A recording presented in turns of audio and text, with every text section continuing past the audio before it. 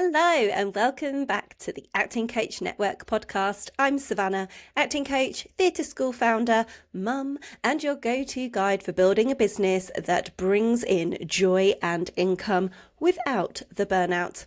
Today's episode is all about something that I think so many of us in the performing arts world really struggle with: taking time off.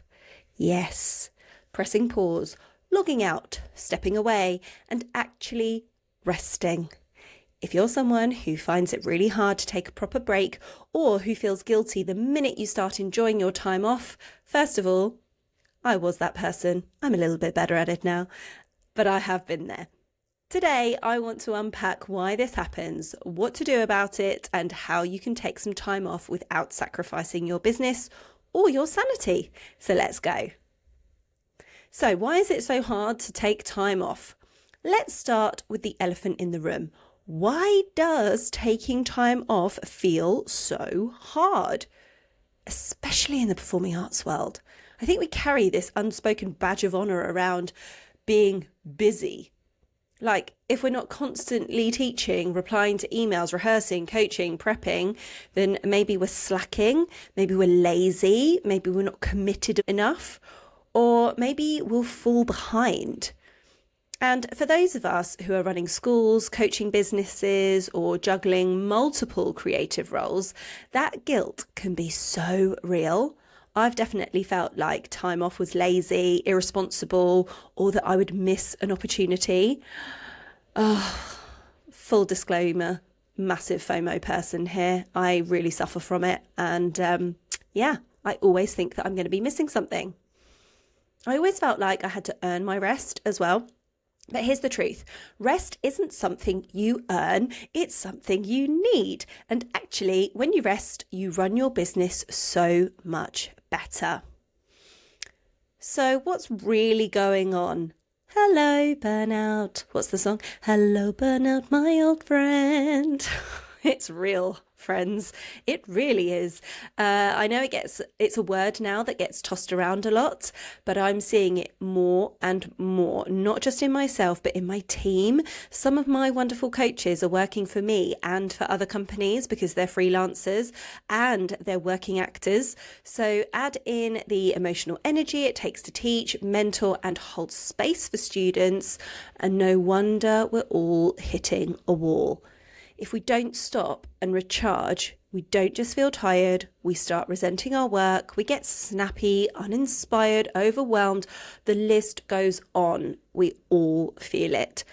And we're just not at our best for ourselves, for our students, our teams, our clients, or our loved ones.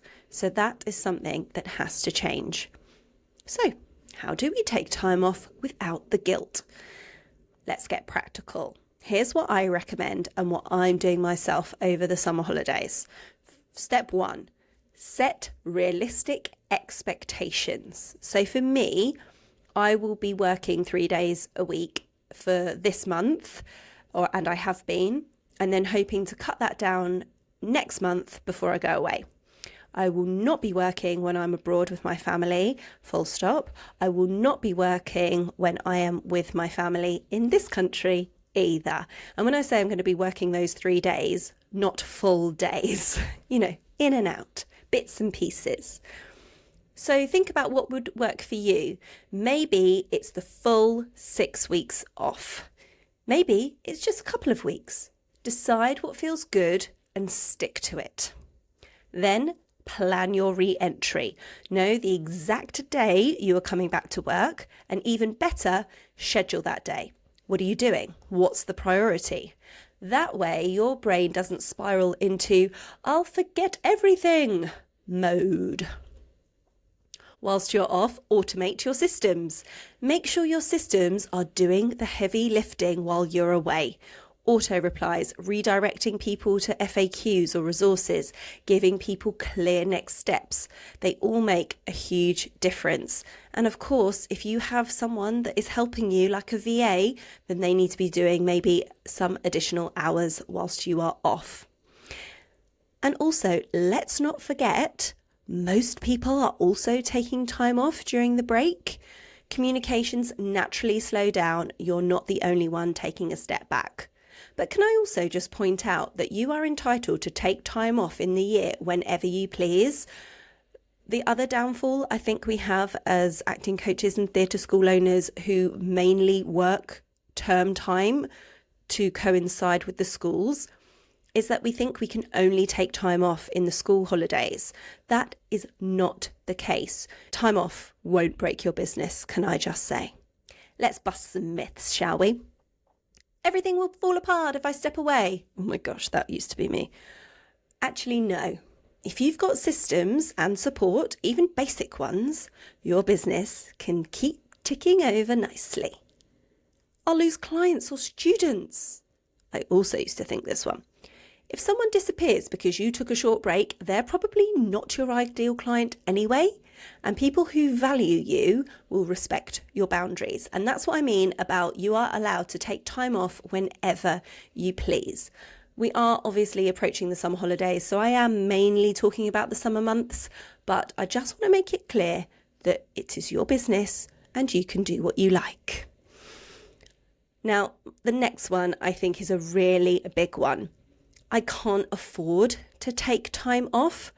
This is huge, especially for those of us who are self-employed, because you don't get paid holidays.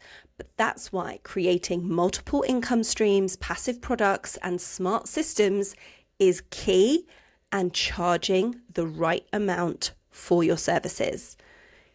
The passive part is something that I'll be talking more about in the future, and I am so excited to talk to you about this in future episodes. So my next thing is actually switching off when you have committed to yourself to taking the time off. So switching off for real. You've decided to take the time off, but how do you actually switch off? Set your boundaries, know when you're off, know when you're back, and then stick to it. Make sure everybody in your team knows that you are off so that they know not to contact you. Plan all your non-work things. That might be a nice hot soak in the bath and a skincare session, a proper Netflix binge, a long walk in the sunshine, a yoga class, fat chocolate bar and a blanket on the sofa. Absolutely no judgment, just joy. Get outside.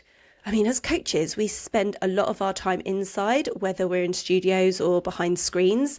So moving your body, breathing in fresh air, raising your heart rate, even a little is amazing.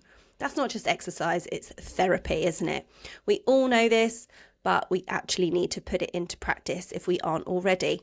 And of course, please don't plan absolutely every bit of your non-work time within an inch of its life, because then there'll be nothing spontaneous that happens and you'll have made too many plans and it might feel overwhelming. But what I'm saying is just make sure you have something that is planned so that you actually do it and take care of yourself and have some fun. So my final thoughts and a challenge for you. Here's what I want to leave you with today. Stepping away isn't selfish, it's strategic. When you rest, you're a better coach, a better leader, a better you. And I'd love to hear from you. What's the one thing you're going to do for yourself over the summer? Not for your clients, not for your business, not for your team, not even for your family, just for you. Come over to our Instagram and let me know, because I am cheering you on. And before I go, here's a little accountability moment.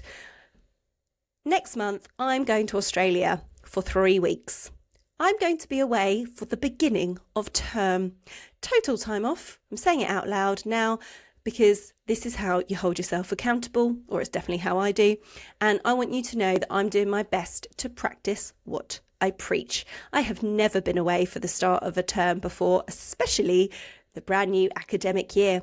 But hey, we've all got to have some fun sometimes, haven't we? Thank you so much for listening to the Acting Coach Network podcast. I hope you're leaving today feeling ready to take that well-deserved rest and book a holiday if you haven't already. If you enjoyed this episode, make sure you subscribe and leave a review. It really does help so much. And don't forget to share it with another acting coach or theatre school owner who needs to hear this message today. Follow me on Instagram at the Acting Coach Network for more tips, behind the scenes and a peek into my day-to-day. You can also catch the video episode of this podcast over on our YouTube channel. Just search the Acting Coach Network. And to celebrate the end of season 1 of the Acting Coach Network podcast, I have a new free resource for you. Just head to the show notes to grab your download now. We're taking a week off now to rest and reset, but we'll be back in your ears in 2 weeks' time for our first interview episode.